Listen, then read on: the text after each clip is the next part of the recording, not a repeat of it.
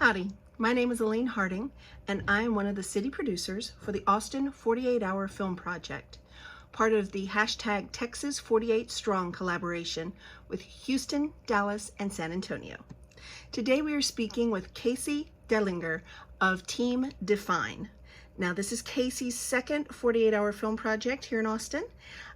In his first, he participated in the sci-fi horror contest last fall, and his film Hitman Werewolf made the top 10. So, hey, let's meet Casey. Hi, Casey. Thank you for joining us today.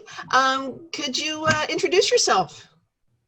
Hi, my name is Casey. I participated in the 48-hour film project for the genre project last November for sci-fi horror, and I made the short film Hitman Werewolf with a team of 3. That's incredible. Yeah, that one was definitely one of my favorites from last year. It was just such a kind of an it was a unique concept that y'all really pulled off so well with such a small crew. It was really good. Thank you. So and that last year was your first round with the 48?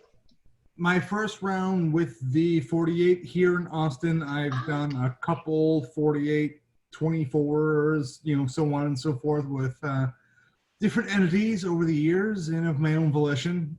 But yes, that was my first one with this particular entity. Very cool. And this is your now are you looking for cast and crew right now? Looking, but at the same time, I have kind of a group of people who, through my work environment, want to participate. So yeah, anyone else we could get, obviously, is a blessing. We're always trying to be more inclusive, get more diversity in our group. But yeah, we pulled it off with just 3 people last time. Cool. And we'll do it again if we have to next time. But we're always looking for more if we can. Can you tell us about where you work? I work at Shop LC. It is a national shopping network. I make videos for them, promotional videos, demonstration videos. That's awesome. Part of the joke that me and the team sort of has, where whereas a lot of other people are sort of like, we only have 48 hours to make a movie. We're like, we have an entire 48 hours to make a video. Wow, like that's paradise. Let's do it. Just because we are used to having to turn around quick videos for sales purposes, and because of that, I think that the shorts that we make, our pacing's faster. We move because we're so used to doing a more corporate, more salesy style. That Hitman Werewolf, in the first minute, the conflict is introduced. Right. The cell phone is removed from the equation, and we just get to it. That's how we work. That's what we do. Very cool. What equipment do you usually use, or just whatever is at hand, or? The main camera we used was a Canon C100. We had a DJI drone for a couple shots. Cool. I'm not overly obsessed with trying to get to like 4K. People are watching things on their phones. True. I think one of the most important things about any 48-hour competition is finding what corners you can cut to make it to the finish line. And true. So I don't like getting bogged down by I shot my film in 8K. It's cinematic. What matters? Did you tell the story? So like I said, Canon C100. I've got a passion for using fast lenses, primes. So I shot a lot on a 24 prime and an 85 prime, stuff like that. But I know other people don't agree. But I'll teach your own. but that just helps me shoot in lower light, so I don't waste as much time on lighting and just keep moving. So That's smart. Lighting has been one of my my biggest challenges when I'm trying to make videos for Facebook and you know, for promotional videos and such, is just trying to find the right lighting. And yeah, that can be difficult. Sound is also a big challenge. Do you have any advice on doing good sound in 48 hours? no, sound is crucial. You know, I mean, it makes a difference between somebody taking your film seriously versus laughing at it, regardless of the content. We used a combination of lavs and just sticking a boom pole on a C-stand and waving it over somebody's face for scenes where, you know, characters obviously aren't moving around as much. Right. Which helps, but do not neglect sound. Neglecting the sound will take a very serious, dramatic scene and everything's happening in a tin can, and you know, make it unintentionally funny, and that's not what you want. Good point. Let's see, what else have we got here? What software do you prefer to use? I use the Adobe Premiere Suite. I have people who are much better in After Effects, but I'm a Premiere guy. I can brute force a lot of things through Premiere very quickly. Yeah, I got a chance to use Premiere recently, and I got to admit, it's everything they say and more. I mean, just being an industry standard, if you have questions, there's a forum out there somewhere. Right. That's probably experienced what you've experienced. It doesn't even mean it's the best platform out there. It just means that because it's so widely used, the information exists from other users to try to figure it out. Gotcha. I use Premiere. Very cool. Let's see. What would you say is your storytelling method? I mean, for 48, for your job, because it sounds like you've got a lot of quick turnaround there too. How do you write a great video in a short time? Figure out your ending.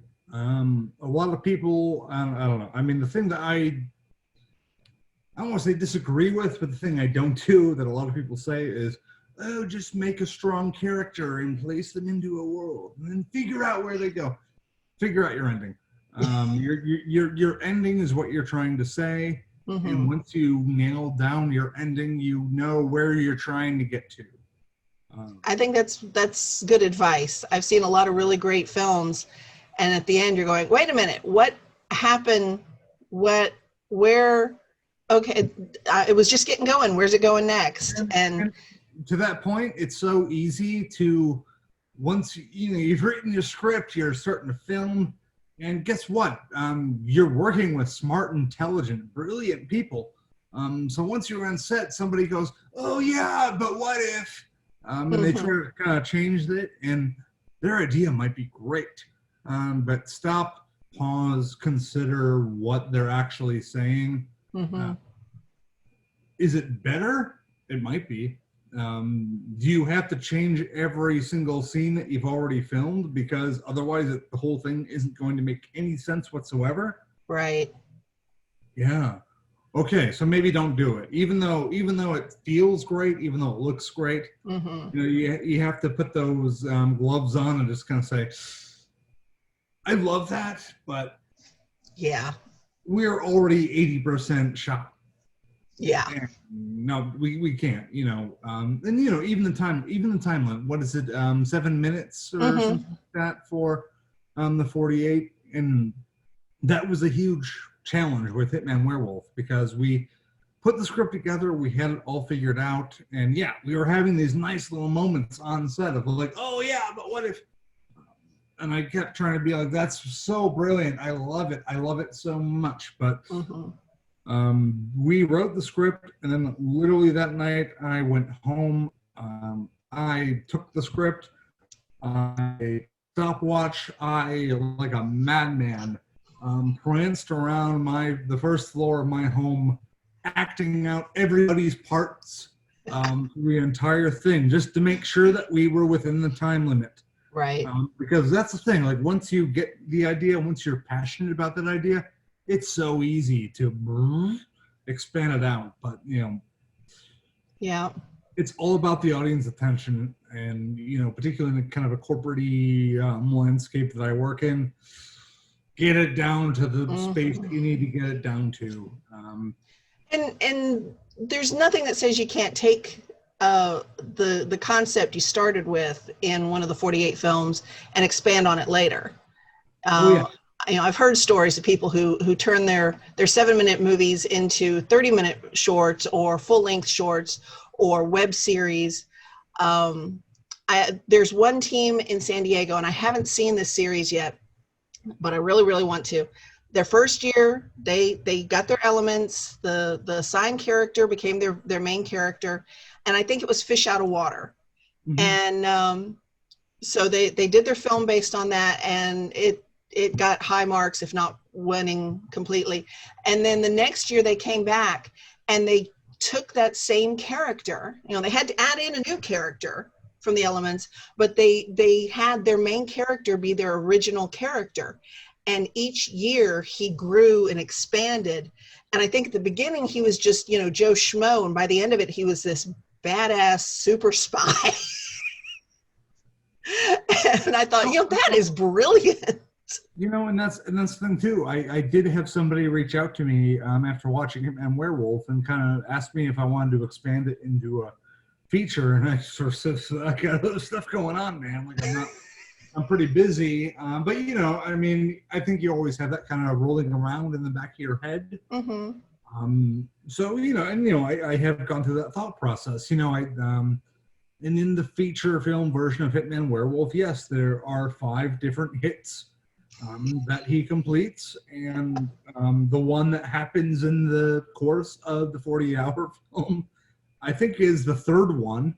In the way that I have the whole thing in my head. But keep playing with it, and that's that was one of the shortcomings I sort of had too in the filming of it, where the Becky Booker is the woman who plays Jerry the Painter, which was the required element. Who explained to anybody who hasn't seen the film, it basically starts out with this guy shows up, rings the doorbell. Hey, are you Jerry the Painter? The required character. Yeah, hey, shakes her hand, handcuffs himself to her, and says, I'm going to kill you. I'm a werewolf. And when the moon comes up, I'm going to turn into a werewolf. I'm handcuffed to you, and you are going to die. And from a script standpoint, well, where is it? And we got best script. We got best writing for it. But that's what I kind of enjoyed about it, is that the film starts out with that promise. Somebody shows up and within 12 seconds, I think, says, I'm going to kill you. And it's so quirky, it's funny, it's weird. But the film is about, are we going to follow through on that promise? Right. Am I going to kill you? I told you I'm going to kill you. And then the rest of the film continues to humanize Becky, who, this is her first, she had never acted before. Wow. She's an on-air presenter for a shopping network. So she's completely familiar with being on camera. Right. And she is so sweet, but she's also tough as nails. You talk to Becky, and she's the sweetest person you'd ever meet. But then you'll talk to her, and she'll be like, "Oh yeah." And then that time I was a bouncer at a bar, and I broke the guy's nose. And you're like, "Becky, what?" She's always up for something new, and that was why we kind of put her out there. Very cool. But yeah, we create this character where Lucas's character is there to kill her. We get very clear very early And we make it clear also very early that even though she looks unassuming, even though she's just painting in this suburban house, she's done something. And Yeah. my failure was that I didn't know exactly what she did while we were filming. And I know I could have milked another 10, 20% out of her performance if I had figured that out for myself in advance. But I didn't. But it was almost like the day. I loved his response, though. The whole, I don't care. Oh, no, I don't care. We played with that phrase so much. And I'm glad that you picked up on it. Because the crux of the film is in I don't care. Because that's the hitman. I don't care. I wasn't hired, and that's the whole point of it. And I think people take it funnier than I ever intended it, and that's my fault. That's fine. One of my big, I don't want to say failure, but Lucas is so charming in that film, and we wanted that. I mean, that's why he won Best Actor. But there's a darkness there, and the whole point is that even though it gets silly, even though it's funny, he made a promise at the very beginning: I'm going to kill you. And I try to, and the whole point of the film is that we push you in that direction of, oh, but she's so human. Oh, but look, she does yoga. Oh, they're having a fanciful dinner together. They're playing Go Fish. Oh, there's no way he's going to actually follow through with that promise that he made in the first minute. Yeah. No, he made that promise. He's going to keep it. And I don't know. I mean, that's my most successful moment with the movie is when, there's that whole thing where he takes the handcuffs off and he hangs the painting on the wall, and then people think she might be in the clear, but then he right back in with her. And that kind of moment in the audience, when I heard that during the first screening, that made it all worth it. Like that. That was what it was about. It made the picture hanging more poignant, because if it had been lying next to her when he wolfed out, it would likely have been destroyed. But hanging on the wall, you kind of got the feeling that it might survive the destruction, and at least there would be something left of her. It's that whole sociopath thing where he does appreciate the painting. That's not going to stop him from murdering you. Right. And that being the kind of moment that I was going for, and that's what I really appreciate doing. Kind of starting with one tone, and then just seeing how far can I do a 180, and how far can I pull you in the opposite direction. If I start silly, how serious can I make it? Or if I start something very serious, how weird can I make it by the end, and have you follow me in that journey? Right. Well, and I think the stories that have those layers and the conflicting emotions wind up being the ones that people appreciate the most, because, if you kind of know where it's going start to finish, or if you don't feel anything, that's a letdown. So having something that kind of, surprises you, but in a way that you weren't expecting, something that's just so, it was just so unique. I loved it. Well, thank you. Do you use any original music in your films? Not yet. It's something I want to move into. Just because obviously, we have so many opportunities here in Austin, Texas. Right. Let's take advantage of them. For that one, I think I only used 2 tracks, and I used them off of a stock site, and I didn't want to have to do that. But right. As I said, it was only me. It was only me, Lucas, and Becky. It was me and the 2 people you see on screen. I know people who make music locally. For the next one, I do want to reach out and sort of say, hey, if you do from here, because why not? But right. But I think it's clear too. I know people have expressed concern about, ooh, the music wasn't made in the 40 hours. Well, okay, that's why we can have a best use of music versus best use of score. Yes. It's that simple. We try to make determination or a distinction on that is that, okay, if you use original music, we're gonna give you props for using original music that the judges noticed. And if you didn't use original music but the judges noticed it, that's a talent, because you match the right music to your project.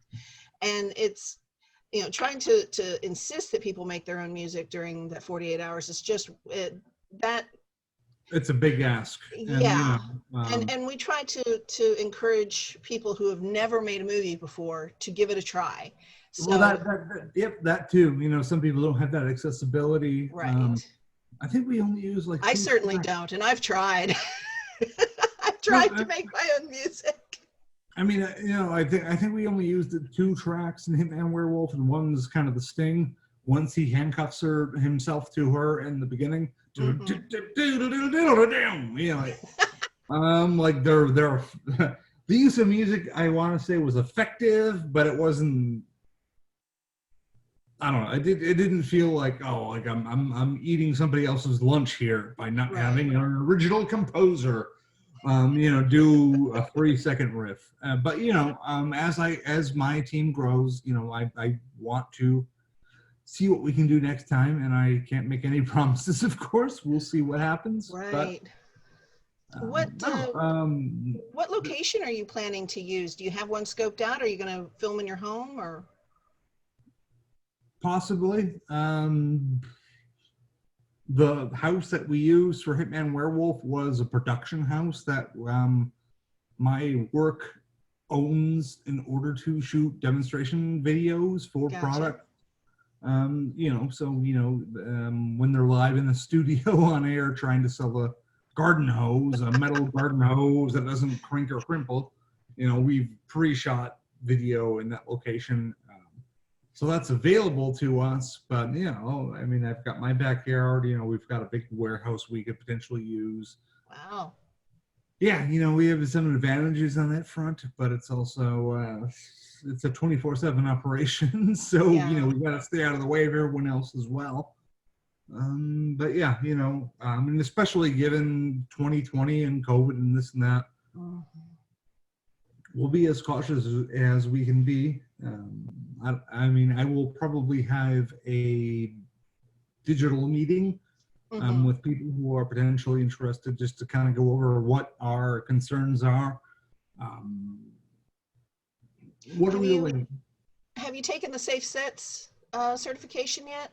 I have not taken the Safe Sets certification yet. I know that the link is out there. I've clicked on it. I haven't followed through on it quite yet. I plan to. I work for, all the people I'm speaking of, we work for a place that's taken COVID very seriously. Right. When we show up to work, we have our temperature checked at the door.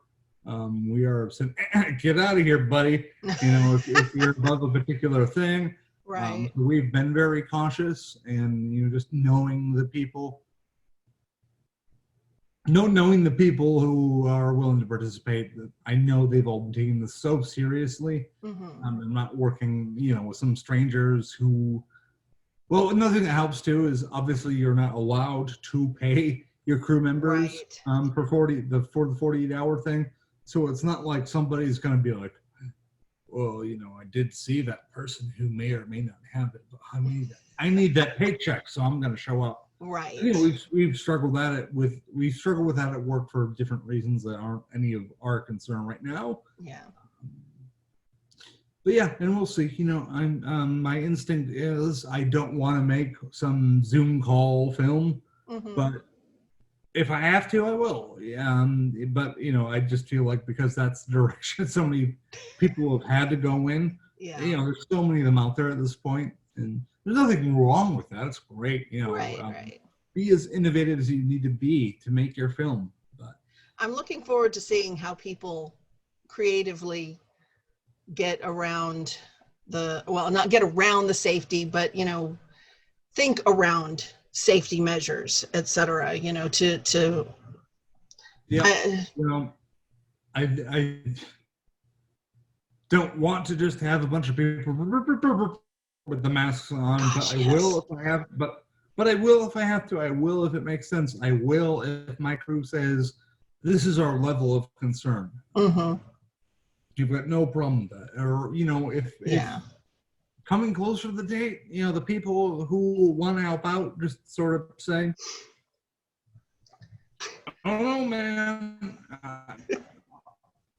I'll cancel. You know, it's no big deal. You know, the best 48-hour film in the world is not worth anybody's health or safety. No, and that's the take we take as well. People should know that. Yes.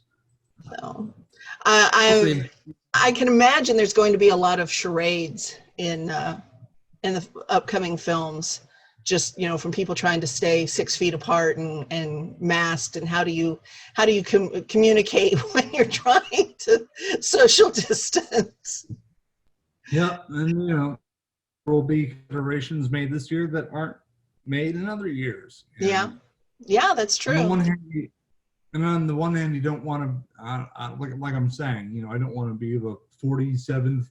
Ooh, it's a Zoom call. The people in the boxes video, but that's what I got to do. It's what I got to do. Yeah. There's nothing wrong with it. I just anticipate there's going to be a lot of that. So if I can avoid it, I'm going to. But if I can't, I can't. You know, it's fine. If everybody says, look, bad time, too many infections, whatever. Yeah.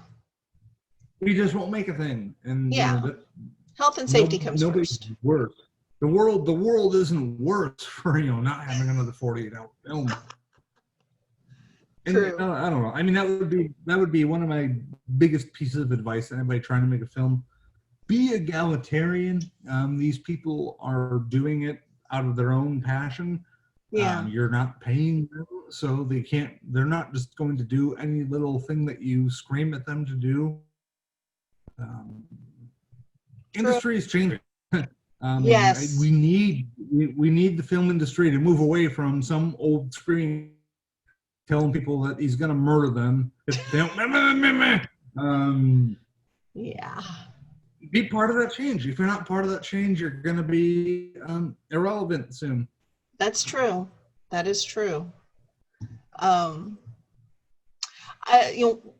of the things that one of the things I liked about Hitman Werewolf is that was it Luca? Mm-hmm. Yeah. Yep. He really sold his position as a werewolf, but y'all didn't have to use any makeup, any special effects, or anything like that. But my question is that something that you can see yourself doing in a future film? If so, what would your techniques be? Where would you go to get the supplies, etc.? Good question. I know exactly who I would love to be on my team. Who she was just too busy. The woman who is the art director at work, who would have been the person who would have made a werewolf. She was busy. She was off in New Zealand, supposed to. So her priorities were entirely out of line, and she wasn't there to make us a werewolf. But no, she would be the person who would handle that in the future. Cool. But you know, I do. Here's what's funny. You know, you send out the list of potential genres, and I looked at them very seriously. You know, I was stressing over that list for dance, and because it was werewolf mummy. It was kind of like a werewolf / mummy was the genre that you could pull. And I think sci-fi that we pulled was First Contact, and just knowing that it was just me, Lucas, Becky. You know, we didn't really have another person to kind of deal with the art direction, so we were First Contact. I can't make a spaceship like right now. I had specifically been stressing about werewolf and mummy because I didn't know what the hell I was going to do if that was what we pulled, and that was what we pulled. But I'm kind of glad I started having it rattling around in my head, precisely because I kind of knew how to make it not about Right. seeing a physical werewolf. And honestly, like, you know, genuinely, what's interesting to me about a werewolf isn't the werewolf, it's the human, you know. Yeah. And, you know, I think that's true of most successful werewolf movies, where who cares about the monster? Like, monsters are monsters. They do their thing. They're feral. They're violent. The violence in a werewolf movie is always in the human. Mm-hmm. It's about the human being who has to go to sleep at night not knowing how they're going to wake up. But that's where the fear and the resonance shows up, and that's precisely why in Hitman Werewolf, you know, I said, you know, as opposed to a guy who's sort of fearful of the thing that he turns into, what if we had a guy who isn't? You know, what if we had a guy who's trying to exploit the monster that he becomes? You know, what if we had somebody who's so financially and capitalistically committed to his position? And honestly, if there ever is, and I doubt there will be, but you know, it's fun to have it rattling in my head. If there's ever a Hitman Werewolf feature, his fifth victim is a billionaire. He shows up at the estate of a billionaire, and that person is very cruel to him. And they kind of exchange words about how the billionaire could have only ever become a billionaire because of the way that she's exploited the labor of all these people below her. And, you know, she kind of calls out Luke the Hitman Werewolf because, in a way, he's exploiting the labor of this feral beast that, you know, did not agree to the same contract. You know, it's Lucas that shows up and says, yeah, I'll kill that person. Yeah. And this monster inside of him doesn't have the same agency. Good point. Then again, it's got to be difficult to find work as a werewolf. I mean, oh yeah, because you know, you have to tell your boss without telling your boss, hey, I've got to take off a few days at the end of the, or you know, during the full moon. And how do you explain that? I could go into it forever. People read the film as funnier than I think I ever intended, which is fine. You know, it's, you know, death of the artist and all that and so forth. But it's another whole thing about the nature of werewolves. The whole every 28 days something, and it's like, well, isn't that kind of like a period? Yeah. You know, there's this whole hormonal, like, and then all these things go on. Yeah. Isn't that what we're kind of, you know, secretly, subtextually speaking about?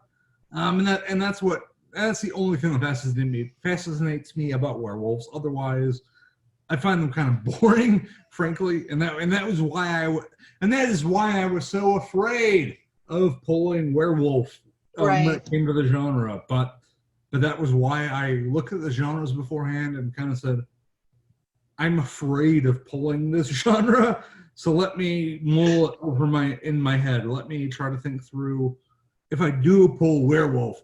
I mean, it was werewolf / mummy, but screw mummies. That's stupid. Wrap someone a bunch of toilet paper, which may be more difficult now than it was a year ago. Oh, yeah, that too. It would have been like, oh, Jesus, what was the budget on this movie? I'm not made of money, man. Or is there a genre now? Have you taken a look at the current genres? Not super recently, but I will soon. I'm mortified by musicals. I'm absolutely mortified by musicals. I know what I would like to see a musical be, but personally, I don't know how to make a musical happen. When people invite me to a karaoke party, I want to die. It's the worst for me. So that's kind of my kryptonite. But like I'm saying, like, because I know that's my kryptonite, that's why, you know, that's the one where I'm like, what are you gonna do, man? What are you gonna do, man? If you pull musical, you know, you gotta do something. What's it gonna be? You know, that's why I try to panic and just like I was saying, you know, when we wrote the script for Hitman Werewolf, I came home middle of the night. I took a stopwatch and I performed everybody's part. There's 2 people, but you know, I the entire thing out, just because I know it's so easy once you get on set to start doing that scene. And would it be funny if we? Oh yeah, it's just another 15 seconds, but you know, this joke. And here comes over 7 minutes, and you kind of shot this other scene where you can't get out of it quick enough. So now the heavier scenes later on at the end aren't gonna. They don't have the time to breathe. Right. Yeah. From what I remember of the genres this year, Western and musical are both on one. They're not together like they have been in the past. So Western / musical, which has, believe me, sent people into panic attacks there at the drawings in the past. But they're on the same. So you know, you get the 2 genre types or two lists. They're on the same list. So you can't draw both together this time. So it'll be musical and something else. So that's the thing too. I love Westerns, you know. Oh yeah. That's great for a Western, but what the hell do you want me to do, you know? Well, I know Callahan's has some cheap cowboy hats. There's always that. There's always that, but still, it's just, you know, you're already scrambling so hard. Yeah. And this is not really the year to go, okay, well, we've got to have somebody on the team who's just in charge of props. So, you know, the smaller the team is probably the safest. And that's one of my solid pieces of advice too. Don't get specialists, get generalists. I did a back in college, I did a 24-hour film thing with a bunch of college buddies out in Lake Placid, New York, and we did pretty freaking good, I want to say. But, I was the co-director and producer, but my buddy Chad was the other co-director who starred in the piece. Because we were each directors, you know, I directed him, but he directed the rest. Our buddy Jeff was the director of photography for the first half, but our buddy George was kind of our co-producer for the first part. Like, you know, we would send him out in advance to scout locations, figure it out. Right. At the 12-hour mark, Jeff went back to the hotel room with all the footage that he shot as DP, and he became our editor. And now that George, you know, didn't have to be scouting locations because we had it figured out by then, he took over as director of photography. So we started shooting. Work with journalists. Do not get all fussy about, oh, this person's a sound, so you know, I can't touch that. You really do need people who are willing and capable to jump in and do the thing. Right. That's how you win. I mean, just like with Hitman Werewolf, you know, me and Lucas, it helped because he was the actor, but you know, we wrote it because we knew he was acting. Right. And you know, we mapped out the whole story, and then we kind of sat down in a conference room at work. I said, I'm going to write scenes 1 and 2 and 7 and 8, and you're going to write scenes 3 through 6. And then I will door scenes and put them into the middle, which was a challenge in and of itself because it meant I was writing those initial, like, weird, funny, awkward, foot in the door scenes, and I was writing those weird, heavy scenes at the end. And then I had to trust Lucas with writing the middle scenes that were meant to beat the transition between, we're so goofy, we're going to murder you, all the way to, you know, the heavier, more emotional scenes where she's, you know, painting a painting the sunsets. Oh, yeah. And that was real. that was real. I mean, we were literally like racing the sun. You know, I mean, that was the whole gambit of the 48-hour thing, of course, too, where it was like, the sun's going down, and once the sun, so that's a continuity error. So, we gotta, the sun's there, you know, we gotta film now. And we were racing. That would have been interesting, trying to explain a night scene with a werewolf who hasn't turned yet. Yeah, exactly. And I mean, there's I mean, if you scrutinize it, yeah, there's a lot of bad, cheap color correction going on in those final moments to try. But I don't know. I hope some of that tension translates into the final film, but there's a lot of real tension behind the scenes of sun's here. I don't care.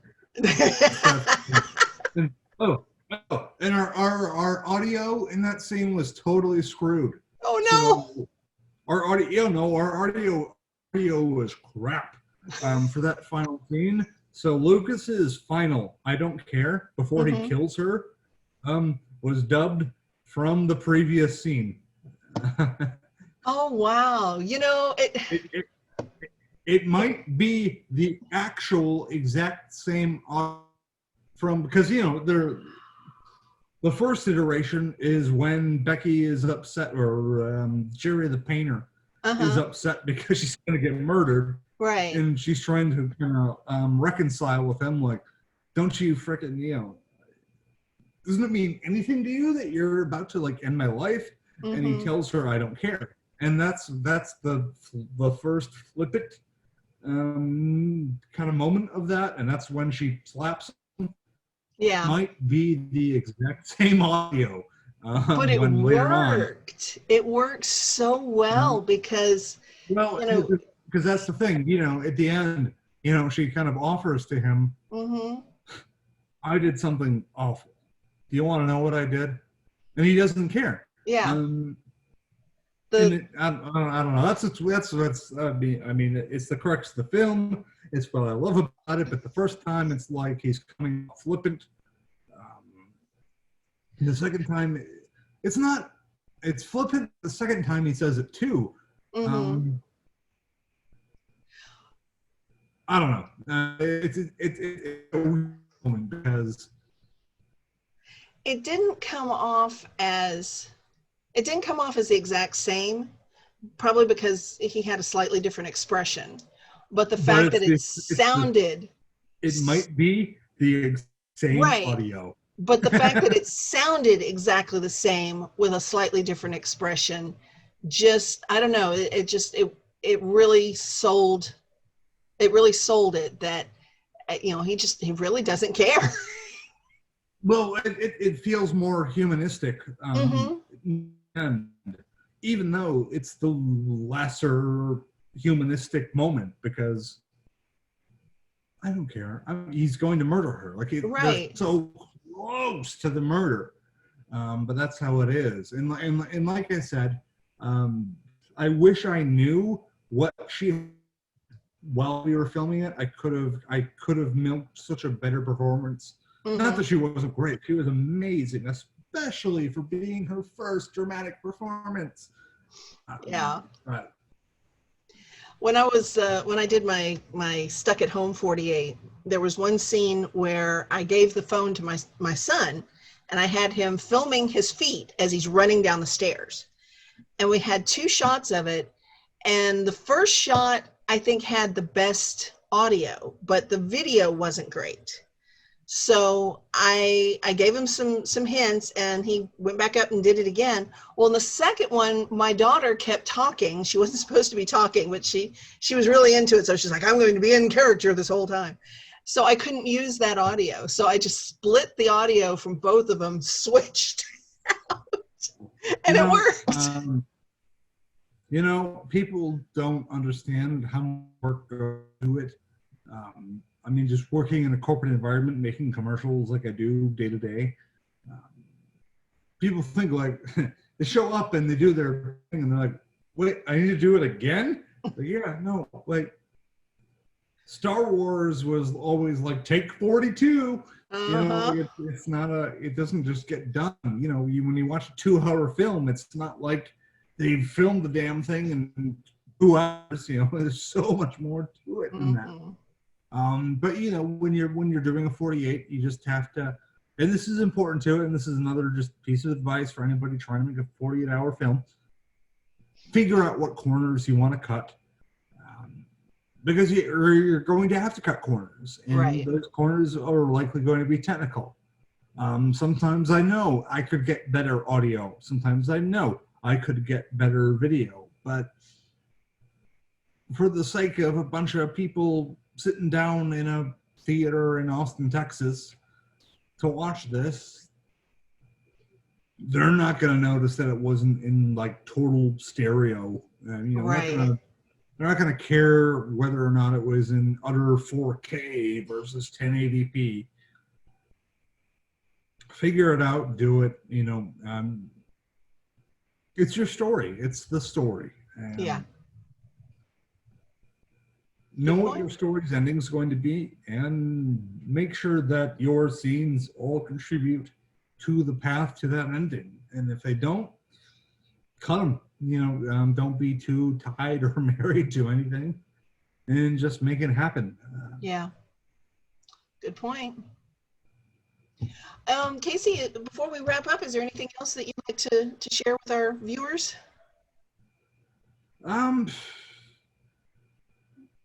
Kind of did there, but it's just lead with empathy. That's the most important thing. You're not paying these people who are assisting you with this, so you don't have any carrot dangling over their head outside of their own self-gratification. So be egalitarian on your set as much as possible.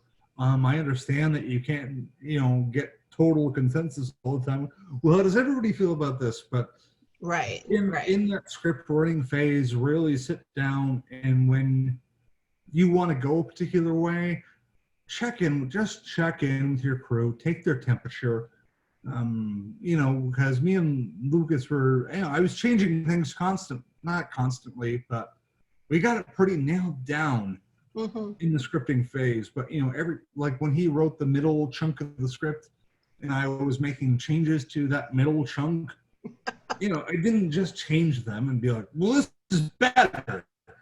You know, I checked in with him. I would say, hey, you know, I think for the sake of your character as a werewolf in this particular scene, I think at this point you need to be a little more charismatic and empathetic, because we're on this path towards you murdering her, and you're earning her trust. You know, you're trying to get Becky comfortable with you, because you do this. You know, theoretically, he does this every month, and his superpower is not that he's a good person, he's a terrible person. And that's where people disagree with me who've watched the film.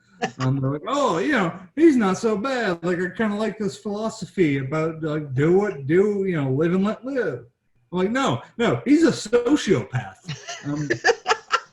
But, you know, but the thing that he does is that he shows up to your doorstep and tries to lead you into a sense of calm. To make his day go more smoothly. Like, you know, he does not care about you. He just doesn't want he just doesn't want somebody screaming in his face the entire day while he's handcuffed to you. So he's pretty good about, hey, I'll cook you a meal. Hey, I'm gonna do this. Oh yeah, good for you. You're amazing. You know, he positively reinforces all these things, not because he cares 1 cent about who you do, but just because it makes his job easier, and his job is to murder you. And when you're making, kind of like your job's to murder somebody else too. So, kidding, but you know, stop, think, it's stressful. It's a stressful operation by the sheer nature of the thing. But that's not a good enough excuse to stress out other people or to demand more out of them than you need from them. So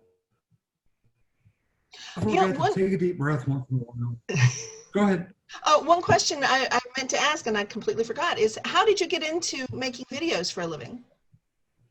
I just love storytelling, and I always tell people that, you know, even though I would like to think that I'm talented at all these other things, it's all based out of the core of wanting to be able to tell a story.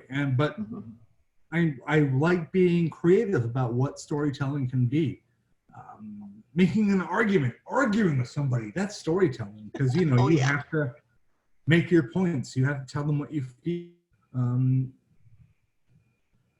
I gravitate towards video simply because video gives you the greatest set of tools. You've got audio, you've got visual, you've got dialogue, you've got music, you've got all, you know, you have so many tools at your disposal to tell a story. So it's I don't want to say the purest form of storytelling, because I don't believe that necessarily. But you know, I love writing. I love so many. I love art. Like I was saying, I love arguing with people in its own way, in a good faith way. But yeah, you know, it just pulls together so many things, the images, and it was kind of funny to people because I went to a film school at the Rochester Institute of Technology up in Rochester, New York. But I was great at math. I was great at science, to the point where when people in my high school learned that I was going to film school, they were like, "What are you doing, idiot? Like, you're the best. You know, like you've scored 100% on like every freaking chemistry and physics exam I've seen you take." And I was like, "Yeah, but I don't understand." But you know, might be a failure of the education system, but it was always sort of like, yeah, sure, like I know the chemical composition of this and that, and I know the physics, and I know the math, and I know, but nobody ever really connected the dots for me for like, what does that mean? Like, what do you do with that? Yeah. Well, you know, going forward, I think education is going to be changed a lot by this COVID experience, and who knows, that may be an opportunity in the not too distant future to put the two together, find a way to you know, use video to teach the next generation how to connect the dots. That too, and you know, we got a lot of brilliant people. It was a matter of, like I was saying, what are you going to do with that brilliance? You know, it's I was such a good STEM student, but they never helped me connect the dots into finding a way to take that STEM background and express it in the real world. In the real world seems to be missing from a lot of education. Yes. I mean, I get it, you know, and there's something about, I do think that our educational facilities give us the opportunity to do a little, or a little bit prepared to branch off into every possible direction if we feel the need to do so. But I don't know. I mean, it's like, then in college, it's like college flips the script entirely. I remember my first screenwriting professor. She told me on like day one, you can't write a script where the main character is insane. And just being the contrarian that I am, I was like, oh, you want to bet? So almost everything I wrote was a little bit insane. And then it was like, oh, hey, a beautiful mind. You know, I mean, you know, I'm the type of person who, when I hear the boundaries, I don't want to break the boundaries and be a nuisance necessarily, but I do want to see how far I can poke at those boundaries and see what would make them collapse. Right. Same with Hitman Werewolf. You know, don't make a movie about somebody who's insane. Well, Luke the Hitman Werewolf is a sociopath, and he's the main character, and it's still pretty engaging. So Yeah. I want to challenge. You know, I like to challenge preconceived notions. I like to push the boundary forward. And like I said initially, you know, just like Hitman Werewolf starts out so funny, but then kind of does that weird 180 and gets pretty heavy and serious. I hope in those final moments. Yeah. I like that challenge. I like doing that. I like seeing how far I can push something in one direction and then turn it around into the other direction and challenge myself to see, hey, you know, is the audience going to follow me there, or have I lost my mind? And Right. well, we know I've lost my mind, so whatever. We're all a little mad here. Yeah, we're all a little mad here, but you know, but that's the challenge, and that's, you know, what I'm usually trying to do when I tell a story is see how far I can pull something in one direction, and then see how far I can drag it in the other direction. And if the audience follows me back the other way, I've done my thing. And if they haven't, oops, I will try again next time. There you go. Well, I can't wait to see what you come up with this next month. Well, thank you. Well, I guess that's it for now. Thank you so much for joining us, and I'll see you in October. Yeah, We do have a workshop on Wednesday. David Avila is going to be doing a workshop. So if you're interested, check that out on the Facebook page. We've got an event. I have attempted with my most strenuous ability to take work, but my boss has called me every single day all weekend so far because I'm a very important contributor to the business and the company and their success. So, understood. Yep. So we'll see. But you know, Okay. I'm theoretically off this week. If you need anything, let me know. All right. And I'd love to tune in. Excellent. Thank you so much, and we'll see you later. Thank you for watching. If you'd like to know more about the 48-Hour Film Project, follow the links in the description below to learn how you can register a team, join a team, or attend one of our virtual events or screenings. Feel free to comment below with any questions you have for us, for Team Defyne, or for teams we interview in the future. We will address those questions as soon as possible. Y'all stay safe out there, and we'll see you in October.